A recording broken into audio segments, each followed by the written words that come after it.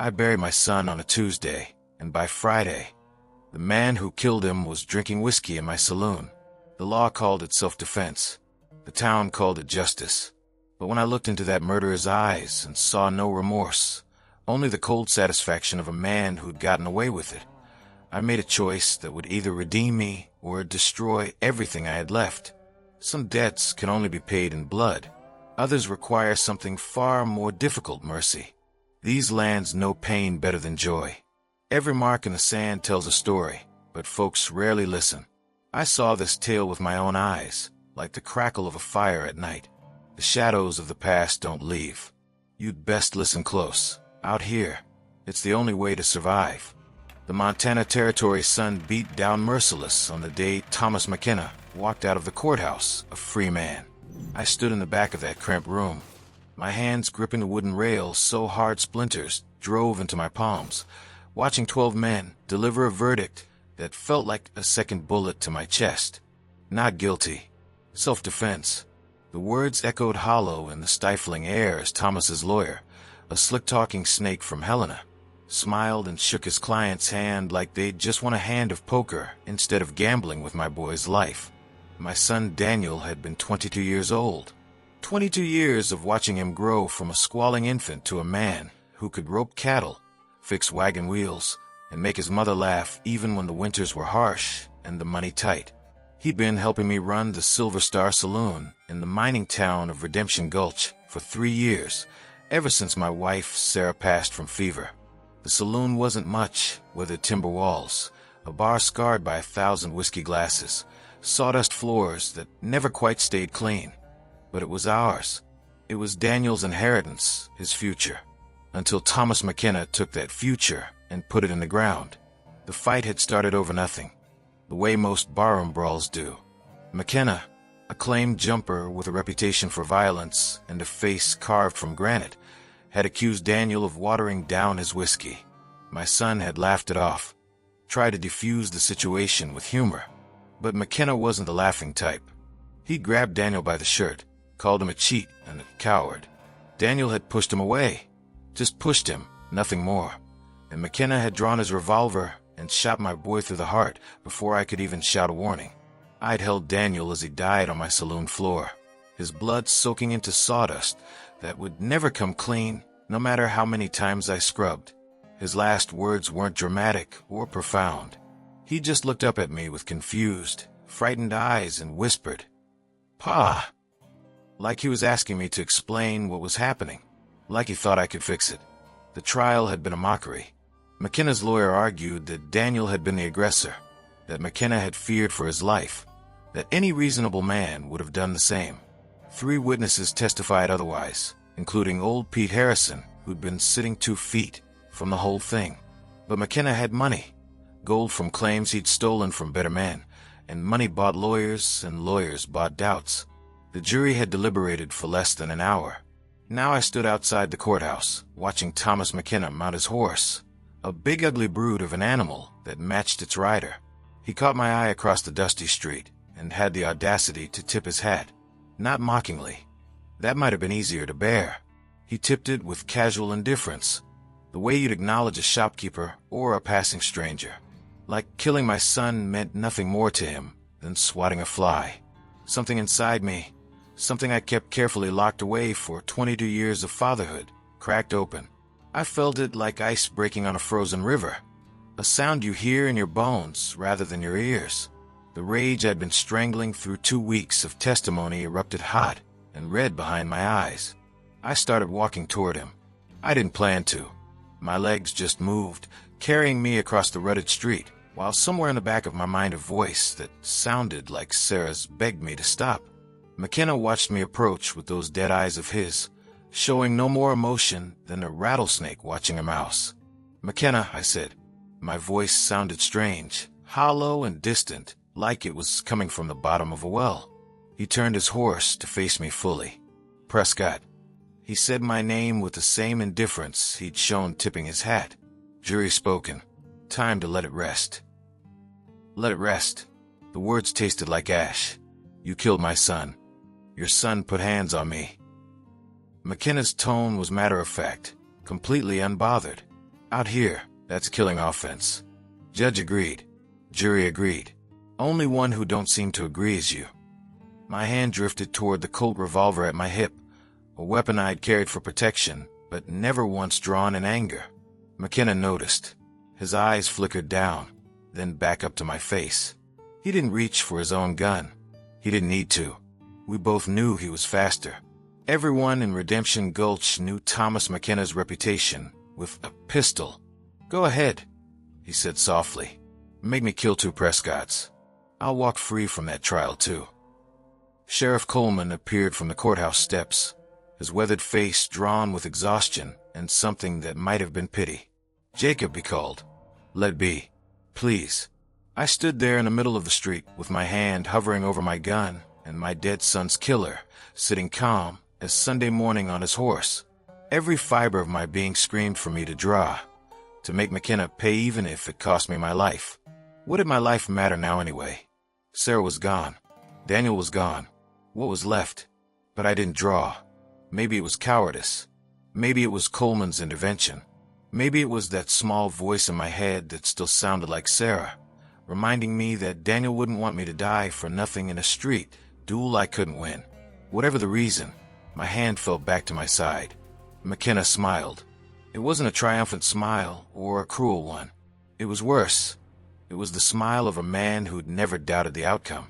He turned his horse and rode slowly down Main Street toward the Silver Star Saloon. My saloon, where my son had died. I watched him dismount outside my establishment, tie his horse to the rail, push through the batwing doors like he owned the place. The door swung shut behind him with a familiar creak, and I stood alone in the street with nothing but dust devils and shattered justice for company.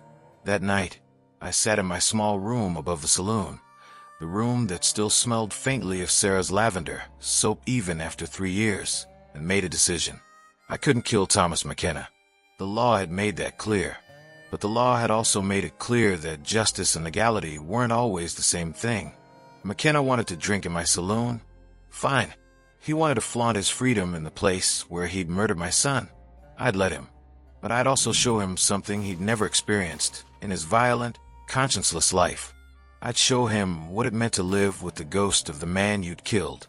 I'd show him mercy, and mercy, I was learning, could be the cruelest weapon of all. Thomas McKenna became a regular at the Silver Star. He'd swagger in most evenings around sunset, when the light through the windows turned everything amber and the shadows grew long across the floor. He'd take the same stool at the end of the bar, not the stool where Daniel died, but close enough that I had to look at the bloodstain every time I poured his whiskey. The stain had faded to a dull brown no amount of scrubbing could erase, like the wood itself had absorbed my son's life and refused to let it go. At first, the other patrons gave McKenna wide berth. Redemption Gulch was a rough town full of miners, gamblers, and men running from something, but even hardened men understood unspoken codes. You didn't drink where you'd killed a man. You especially didn't drink there while the dead man's father served you. It was disrespectful in a way that transcended even frontier callousness. But McKenna didn't care about codes or respect. He'd order his whiskey. Always the good stuff, never the rot gut we served to the desperate and broke, and he'd drink it slowly, savoring each sip like he was proving a point. Sometimes he'd even compliment the quality.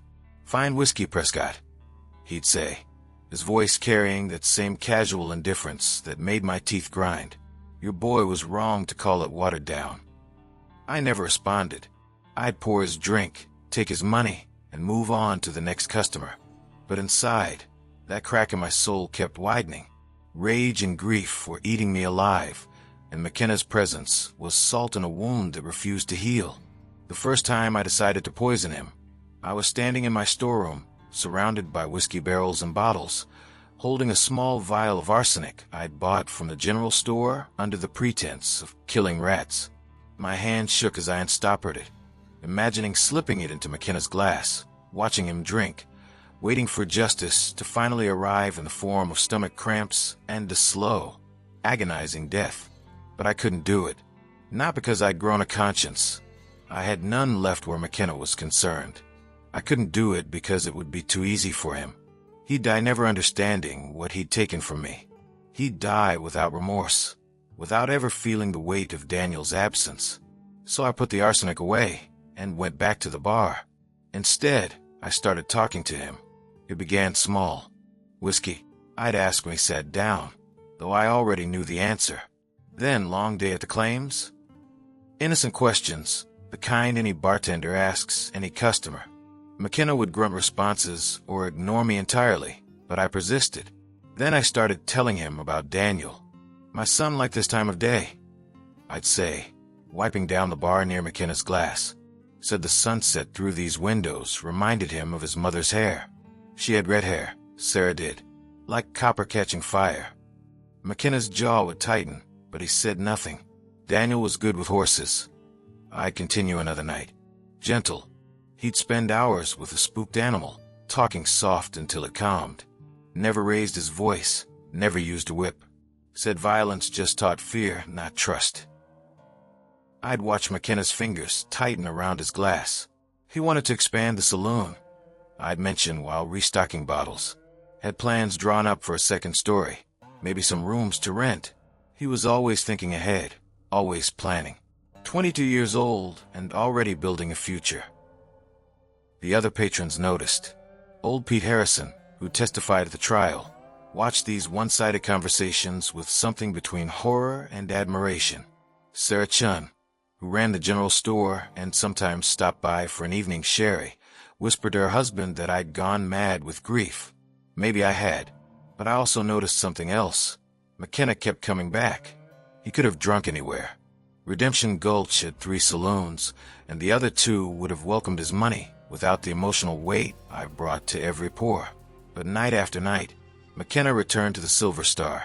He'd sit on that same stool, drink that same whiskey, and endure my stories about the man he'd killed. At first, I thought it was pure sociopathy, that he enjoyed tormenting me. But as weeks turned into a month, I began to notice subtle changes. The way his shoulders would tense when I mentioned Daniel's name. The way he'd drain his glass faster on nights when I talked about Sarah. The way he'd leave earlier. His movements just slightly less casual, slightly less indifferent. Thomas McKenna was haunted, not by ghosts or conscience. I doubted he had the capacity for either, but by my refusal to let him forget. Every night I served him whiskey. I also served him a reminder that he'd snuffed out a life, shattered a family, and walked away clean. And unlike the trial, unlike the street confrontation he'd won so easily, this was a fight he couldn't just shoot his way out of. One night, about 6 weeks after the trial, McKenna slammed his glass down hard enough to crack the wood. "Why?" he demanded, his voice rough. It was the first time he'd initiated conversation.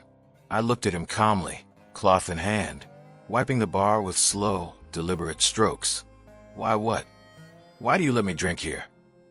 His face was flushed, whether from whiskey or anger I couldn't tell. "Why do you serve me? Why do you?" He gestured vaguely at the space between us. "Why all of it?" I considered the question. The honest answer was complicated. Part revenge, part penance, part desperate attempt to make meaning from meaninglessness. But what I said was simpler. "Because you're going to remember my son." I met his eyes, those dead shark eyes that had watched Daniel bleed out without flinching. "Every day for the rest of your life, you're going to remember Daniel Prescott. You'll remember what he looked like, what he dreamed about, who he could have been. You'll carry him the way I carry him. And unlike me, you won't even have the comfort of love to make the weight bearable." McKenna stared at me for a long moment. Then, without another word, he stood, threw coins on the bar, and walked out into the night. He was back the next evening. 3 months after the trial, Redemption Gulch got a new priest. Father Michael Donnelly arrived on a Tuesday, a thin rail of a man with kind eyes and hands calloused from labor before the church had claimed him.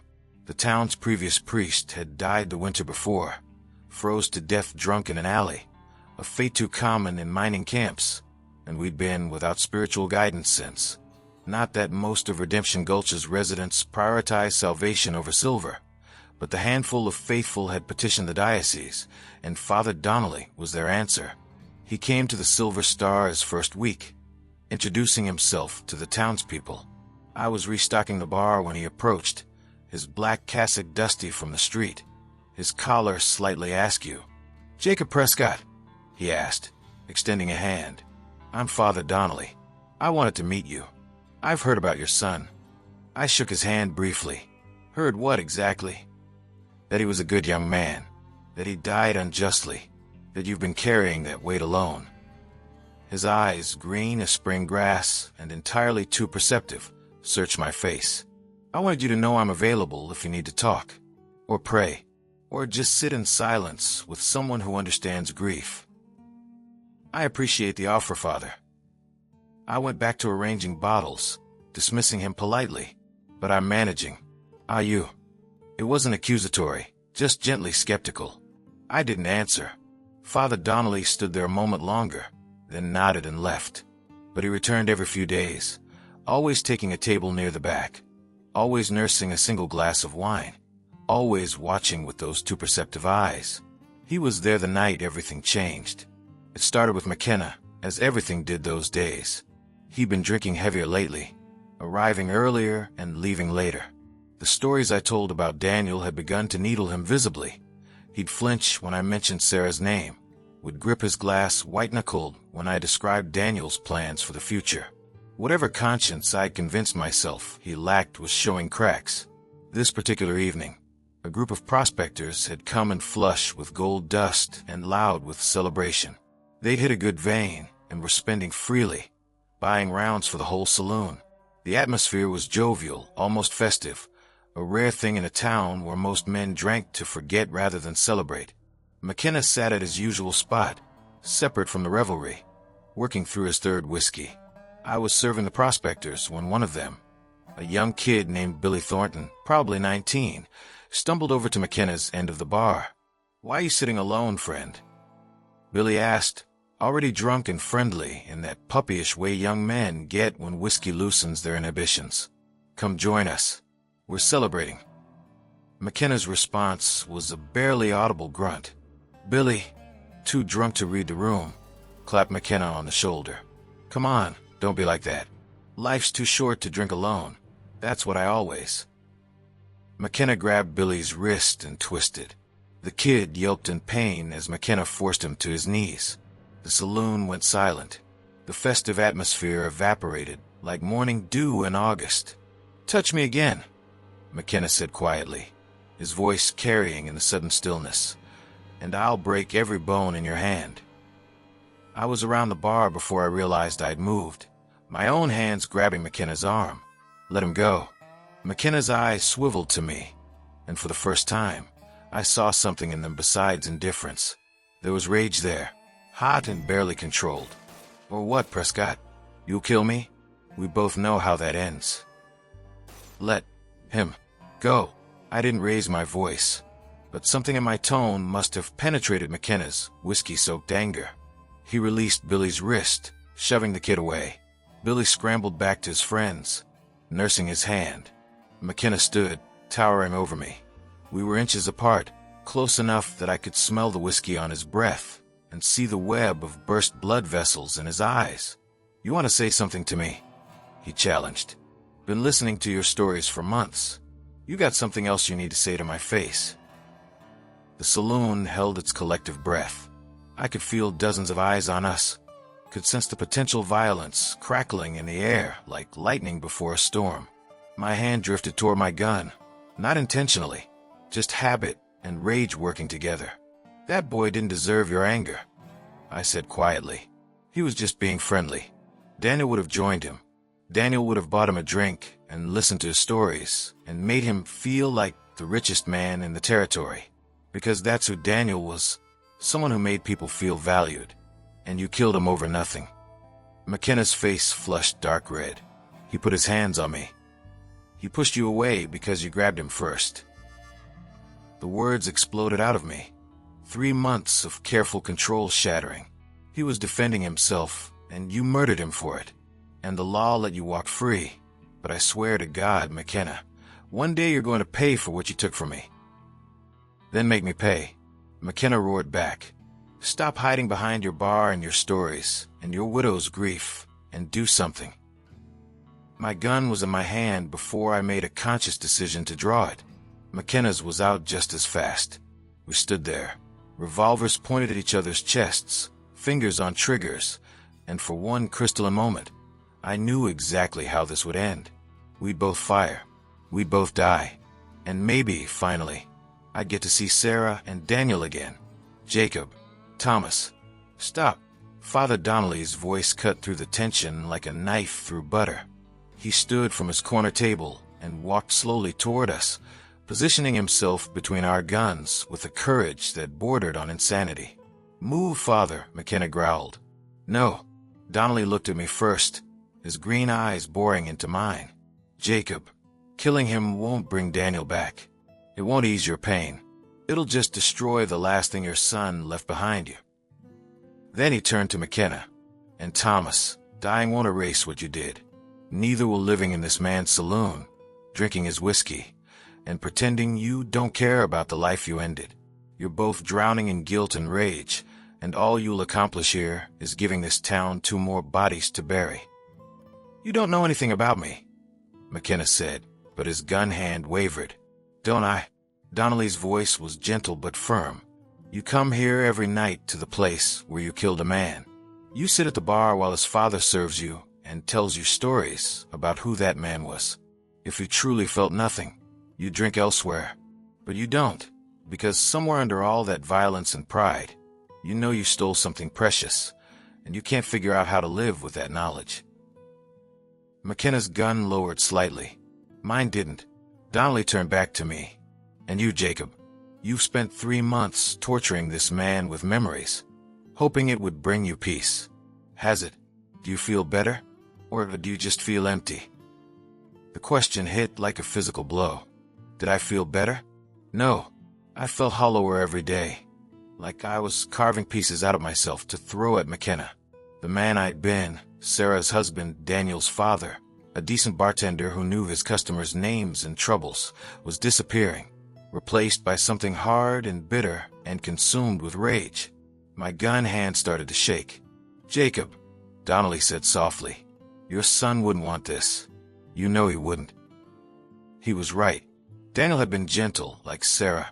He'd hated violence, had broken up fights rather than start them. If he could see me now, standing in our saloon with a gun pointed at his killer, he'd be heartbroken. Slowly, painfully, I lowered my revolver. McKenna stared at me for a long moment, his own weapon still half raised. Then he, too, lowered his gun. He holstered it, threw money on the bar, far more than his whiskey cost, and walked out without another word. The saloon erupted in released tension, voices rising in excited chatter about what they'd almost witnessed. But I barely heard them. I stood behind my bar with my gun hanging loose in my hand, and my heart pounding, so hard I thought it might burst through my ribs. Father Donnelly approached, gently taking the revolver from my grip and setting it aside. Come, he said quietly. Let's talk. And for the first time in 3 months, I broke down and cried. Father Donnelly led me to a small table in the corner of the Silver Star, away from the curious eyes of patrons who were trying hard to pretend they weren't watching us. My hand shook as I sat, not from fear but from the sheer release of tension I'd been carrying since the moment Daniel died. It felt like every muscle in my body had been clenched for 3 months straight, and suddenly letting go left me weak and trembling. The priest poured us both whiskey from the bottle I kept for myself, the good stuff Daniel had picked out before he died. Drink, Donnelly said simply. I obeyed, draining the glass in one burning swallow. It didn't help. Nothing helped. Tell me about him, Donnelly said. Tell me about Daniel. Not the version you've been using to torture McKenna. The real version. The son you loved. So I did. I told him about Daniel as a child. How he'd follow Sarah around the kitchen begging to help cook, making such a mess that she'd laugh until tears ran down her face. I told him about Daniel at 15, working his first job at the livery and coming home exhausted but proud to contribute to the family. I told him about the way Daniel's face had lit up when I'd offered to make him a partner in the saloon, how he'd thrown his arms around me and said, I'll make you proud, Pa. I told him about the plans Daniel had made, the girl he'd been courting, Mary Sullivan, the schoolteacher's daughter, and the future he'd been building one careful brick at a time. I told him about the last conversation we'd had, just hours before he died, about expanding the saloon and maybe starting a brewery. Daniel had been so excited, gesturing with his hands the way he did when his mind was racing with possibilities. And I told him about holding my son as he died, about the weight of Daniel's body going slack in my arms, about the way the light left his eyes, and I was suddenly, terribly alone in a way I'd never been even after Sarah passed. By the time I finished, my face was wet with tears I didn't remember shedding, and the whiskey bottle was half empty. Father Donnelly had listened without interruption, without judgment, just bearing witness to a father's grief. "Do you know why McKenna keeps coming back here?" Donnelly asked when I finally fell silent. I shook my head. "Because he's seeking absolution. Not from God. I don't think he believes in God. From you." Donnelly leaned forward, his elbows on the scarred table. "Every night he walks through those doors is an act of penance. He's submitting himself to your punishment because the law didn't punish him, and he knows it was wrong. He's a murderer," I said flatly. "He doesn't feel remorse." "Are you certain? Or have you just decided that's true because it's easier to hate a monster than a broken man?" Donnelly's voice was gentle but challenging. "I've watched him these past weeks, Jacob. I've seen the way he flinches when you talk about Daniel, the way he drinks faster on hard nights, the way he leaves money, far more than the whiskey costs. Those aren't the actions of a man without conscience. He killed my son over nothing." The words ripped out of me, raw and agonized. "Yes, he did, and that was evil." Donnelly didn't soften the truth. "But what happens now? You've spent 3 months turning yourself into a weapon aimed at his heart. Has it brought Daniel back? Has it eased your pain? What else am I supposed to do?" I demanded. "Forgive him? Let go? Pretend my son didn't matter?" "No," Donnelly said firmly. "Daniel matters. Daniel will always matter.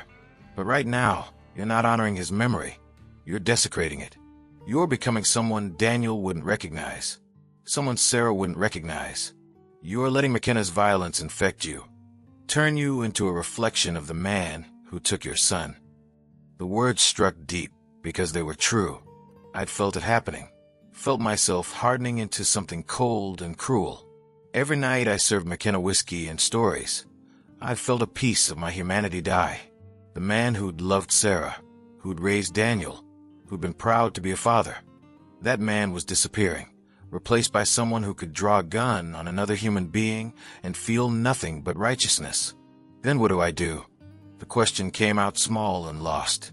How do I live with this? Donnelly was quiet for a long moment. "I don't have an easy answer.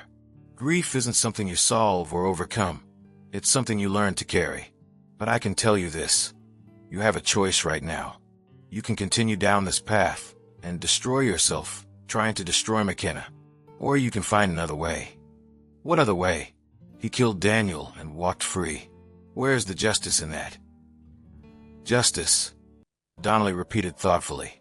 "Is justice about punishment? Or is it about restoration? About preventing further harm? About transforming evil into something better?" "You're talking about forgiveness," I said bitterly. "I can't. I won't. I'm not asking you to forgive him. Not yet. Maybe not ever. That's between you and God, and frankly, it might be beyond what any human can reasonably manage." Donnelly refilled my glass. "I'm asking you to stop actively destroying yourself, to consider that there might be a path forward that honors Daniel's memory without requiring you to become a killer or a torturer." I wanted to argue. I wanted to tell him he didn't understand, that he couldn't possibly understand what it felt like to hold your dying child. But the truth was, I was exhausted. Exhausted from rage, from grief, from the weight of carrying hate like a stone in my chest. What would Daniel want? Donnelly asked softly. The answer came immediately, unbidden. Daniel would want me to live, to remember him with love instead of rage, to keep the saloon running, to maybe find a way to smile again someday. Daniel had been incapable of holding grudges. It used to drive me crazy, how quickly he'd forgive slights and insults. He'd always said life was too short to waste on anger. He'd want me to let go. I whispered, "Can you?" I didn't know. The rage had become so familiar, such a constant companion, that I wasn't sure who I'd be without it. But I also knew I couldn't keep living like this. Something had to change, or I'd end up as dead as my son, just walking around in a body that hadn't figured it out yet. "I don't know," I admitted, "but I can try." Donnelly smiled, the first real smile I'd seen from him. "That's all any of us can do, Jacob. Try. Fail. Try again. That's the human condition."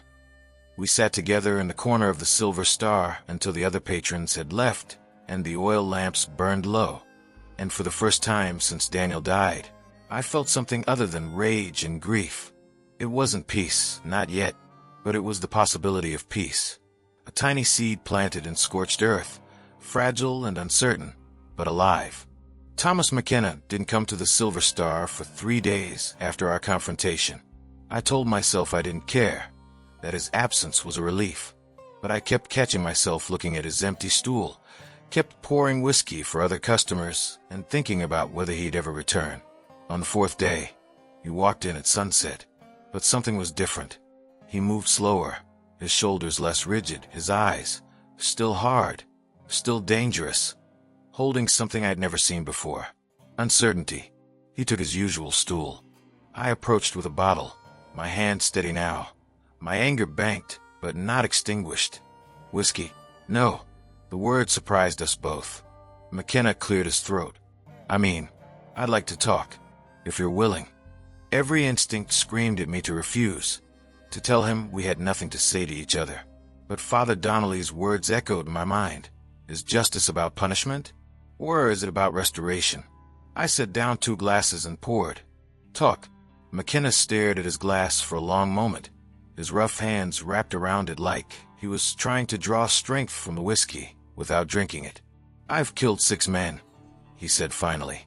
"Your son was the 3rd. After each one, I told myself the same thing. They deserved it. They provoked me. It was self-defense. And I believed it. The law believed it. But you..." He trailed off. I waited. "You wouldn't let me forget," he continued, his voice rough. "Every night, you made me see him. Not just the moment he died, but who he was, who he could have been.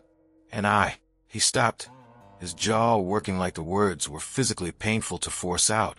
"I lied at the trial." The admission hit like a physical blow. "What?" He didn't touch me first.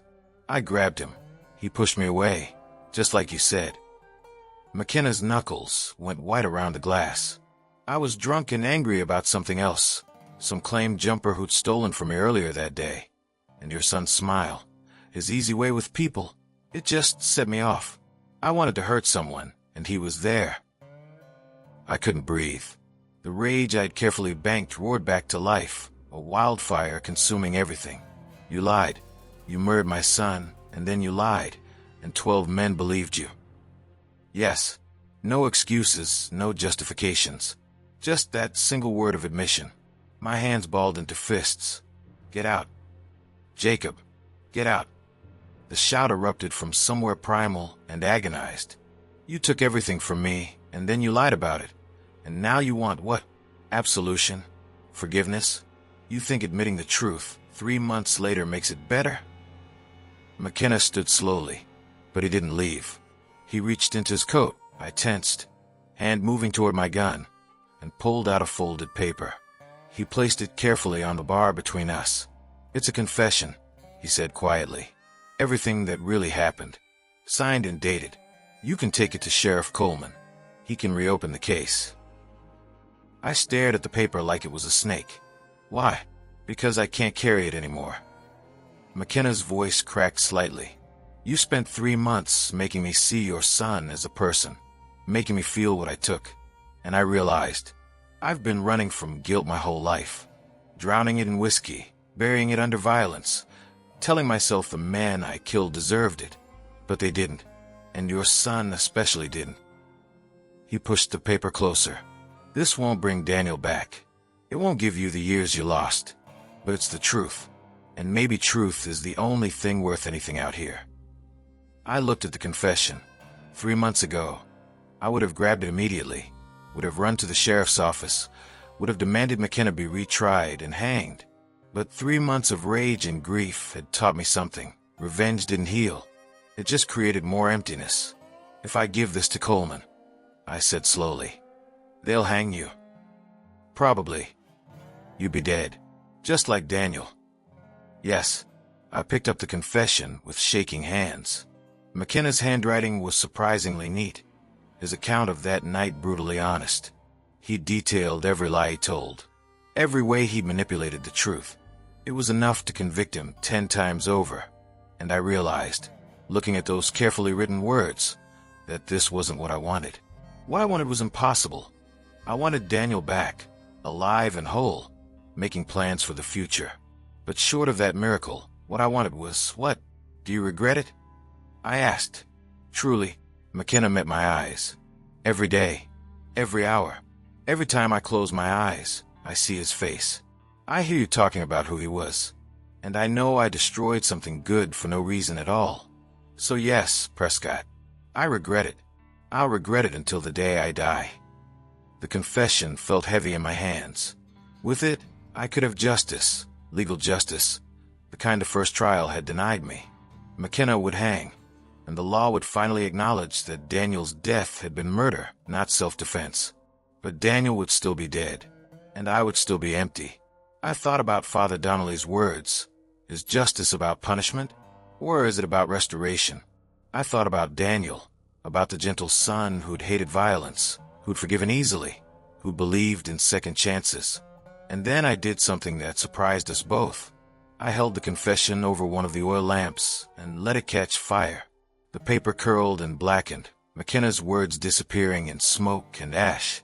I held it until the flames licked at my fingers, then dropped the remains into the spittoon. McKenna stared at me, shock written across his hard features. Why? Because hanging you won't bring my son back, I said. My voice was steady now, the rage finally burning out, leaving behind something quieter, but perhaps stronger. And because Daniel would have wanted me to choose life over death, even yours. I don't deserve mercy. No, I agreed. You don't. But mercy isn't about what you deserve. It's about who I choose to be. And I choose not to be a killer, even legally. I poured McKenna's whiskey glass back into the bottle and corked it. But you're not welcome in my saloon anymore. Take your guilt and your regret and do something with it. Change. Become someone Daniel wouldn't have died ashamed to have pushed. That's your penance, not death, but life. A better life than the one you've been living. McKenna stood there for a long moment, his face working through emotions I doubted he'd felt in years. Finally, he nodded. I'll try. That's all any of us can do. He turned to leave, then paused at the door. For what it's worth, Prescott, I'm sorry. I know that's not enough, but I am. After he left, I stood behind my bar in the empty saloon, surrounded by ghosts and memories. I poured myself a drink, Daniel's favorite whiskey, and raised a glass. I miss you, son, I whispered to the empty room. Every damn day. But I'm going to try to live. For both of us. I'm going to try. The whiskey burned going down, but it was a clean burn, purifying almost. And for the first time in 3 months, I felt like maybe, eventually, I'd be okay. 2 years later, the Silver Star Saloon had changed. Not dramatically.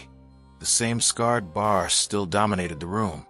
The same bloodstain marked the floor, but in subtle ways that spoke of healing rather than forgetting. New chairs replaced broken ones. The oil lamps burned brighter. Music returned. I'd hired a piano player, a widow named Eleanor who coaxed beautiful melodies from an instrument that had sat silent since Daniel's death. I changed too. The lines in my face had deepened, my hair more gray than brown now, but the hardness had softened. I smiled occasionally. I laughed even, though it still felt strange after so long without joy. Thomas McKenna had left Redemption Gulch the night I burned his confession. Rumors filtered back over the months. He'd signed on with Cattle Drive, then joined a railroad crew. Some said he'd headed north to Canada, others that he'd gone east. Wherever he was, I hoped he'd kept his promise. I hoped he'd become someone Daniel wouldn't have been ashamed to have confronted that night. Father Donnelly remained a regular presence, his corner table a fixture. We'd become friends, in the way men do when they've seen each other at their worst and still find something worth knowing. He'd never brought up the confession or that night again. He didn't need to. We both knew what had happened, what it meant. But the real change came from an unexpected source. Mary Sullivan, the schoolteacher's daughter Daniel had been courting, appeared at the Silver Star one evening in spring. She'd mourned Daniel hard. I'd seen her at the funeral, her face devastated, and had avoided the saloon since, unable to bear the place where he died. Now she stood in the doorway, clutching a package wrapped in brown paper, her eyes uncertain but determined. "Mr. Prescott," she said quietly, "may I speak with you?" We sat at the same corner table where Father Donnelly had led me 2 years ago. Mary set the package between us, her fingers trembling slightly. "Daniel asked me to keep these safe," she said. He said someday when you were ready, I should give them to you." I opened the package with hands that suddenly felt too clumsy.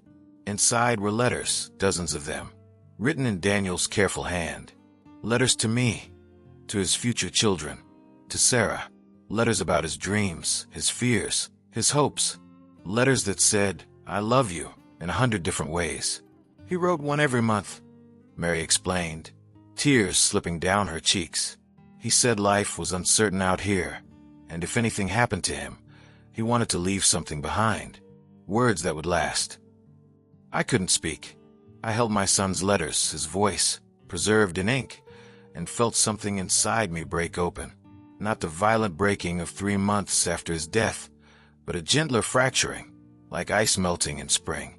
"There's one more thing," Mary said. She reached across the table and took my hand. "I'm expecting. I'm 4 months along. The baby is Daniel's." The world stopped, then started again, spinning in an entirely different direction. He didn't know. Mary continued quickly. "I was going to tell him that night, but then—" She couldn't finish.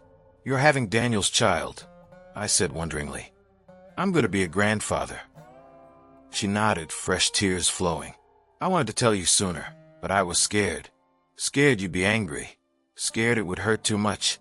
Scared you'd see the baby as a reminder of what you lost instead of what remains." I thought about the past 2 years. The rage, the grief, the slow climb back toward something resembling peace. I thought about burning McKenna's confession, choosing mercy over vengeance. I thought about Daniel's letters in my hands, his words reaching across death to remind me that love persisted. "May I?" I asked, gesturing toward Mary's stomach. She guided my hand to where new life grew. Under my palm, I felt a flutter. Daniel's child, moving and alive. My grandson or granddaughter. The future Daniel had been building, still growing despite everything. "This is a gift," I whispered. Not a reminder of loss, but proof that Daniel's life mattered, that his love created something that will outlast grief. Mary gripped my hand tightly. "Will you be part of this child's life? Will you tell them about their father?" "Every day," I promised. "I'll tell them about Daniel's kindness, his dreams, his gentle heart.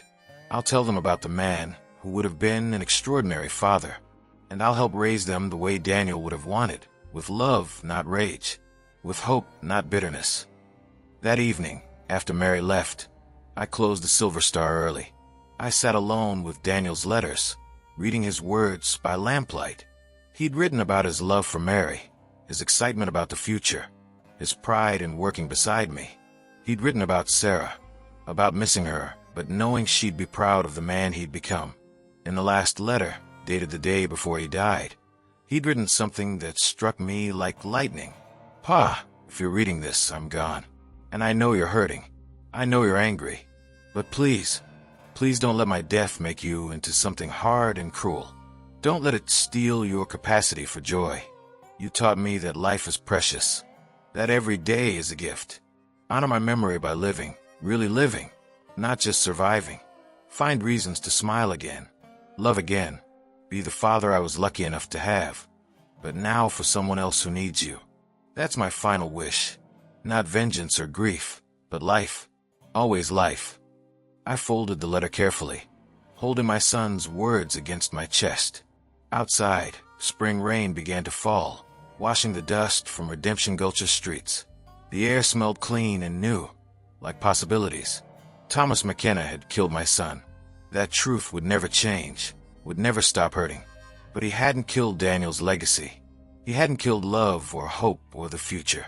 Those things persisted, growing like flowers through cracks in stone, stubborn and beautiful and impossible to extinguish. I thought about the confession I'd burned, the mercy I'd chosen, the long, hard road from rage to something approaching peace. It hadn't been easy. Some days it still wasn't. But standing there in my saloon, holding my son's letters and thinking about the grandchild I'd soon meet, I knew I'd made the right choice. Justice wasn't always about punishment. Sometimes it was about refusing to let evil win, about choosing life over death, love over hate, hope over despair. That was the real victory, not McKenna's death, but my refusal to die alongside my son. I poured a glass of Daniel's favorite whiskey and raised it to the empty room. "Thank you, son," I said quietly, "for teaching me that mercy is stronger than revenge, that life is worth choosing, even when it hurts. I'll do better. For you, for your child, for everyone who comes after. I promise." The whiskey tasted sweet, and for the first time in 2 years, I felt Sarah's presence beside me, not as a ghost or a memory, but as something eternal, love that death couldn't touch. Daniel was there too, in his letters and his legacy, and the child who would carry his blood into the future. Outside, the rain continued to fall, washing everything clean. And in the Silver Star Saloon, where a young man had died and his father had nearly destroyed himself with rage, life began again. Slow and uncertain, but unmistakably real. 6 months later, Mary gave birth to a healthy baby boy. She named him Daniel after his father, with the middle name Jacob after his grandfather. When she placed him in my arms for the first time, his tiny fingers wrapping around mine, I cried tears of joy I thought I'd never experience again. And somewhere, I like to believe, my son was smiling.